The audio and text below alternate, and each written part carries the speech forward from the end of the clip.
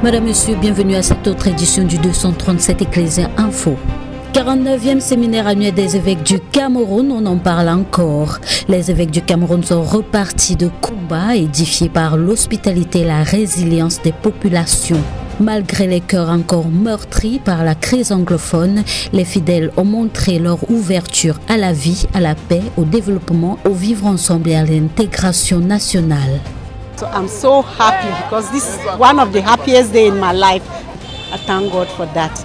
À Kumba, plusieurs structures socio-caritatives ont été mises en place malgré le fait que le diocèse a été plongé dans la crise dès sa naissance il y a 10 ans. Et je leur dis un seul mot, comme disait l'autre. Il ne faut pas qu'ils s'arrêtent en si beau chemin. Il faut qu'ils continuent et surtout qu'ils essayent de communiquer la flamme. C'est ça aussi le séminaire pour que nous puissions échanger des expériences.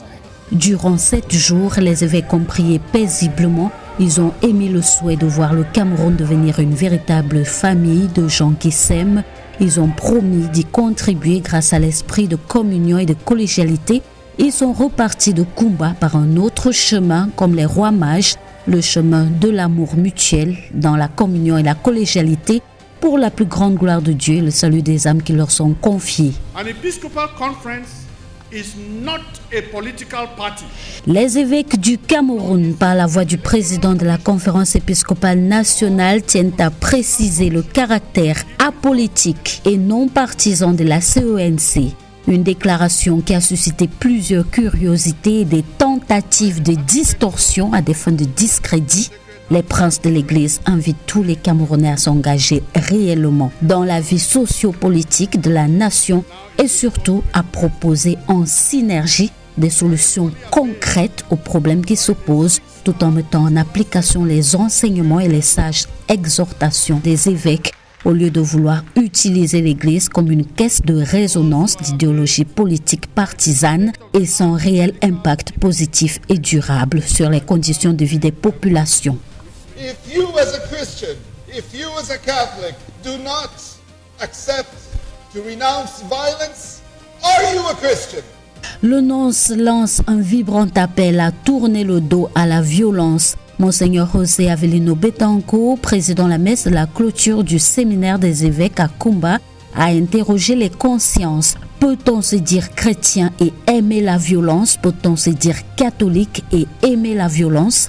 Rappelons par cette interrogation que la foi chrétienne est incompatible avec toute forme de haine du prochain et de violence. In the church where we follow the one Christ, the one faith, the one church, the one nation.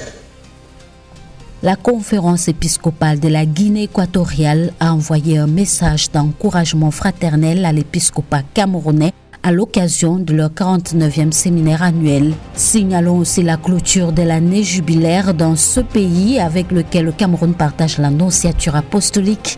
La porte sainte de la basilique Immaculada Concepción a été fermée au cours d'une messe solennelle en présence du chef de l'État équato-guinéen, son Excellence Monsieur Teodoro Obiang Mbazogo et son épouse, Madame Constancia Mangué.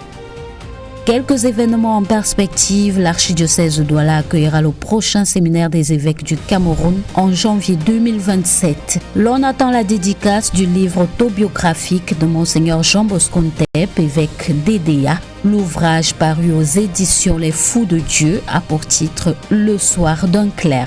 L'évêque d'Edea, dans un style tout à fait original, révèle un cheminement vocationnel façonné par la miséricorde de Dieu et la force des traditions africaines.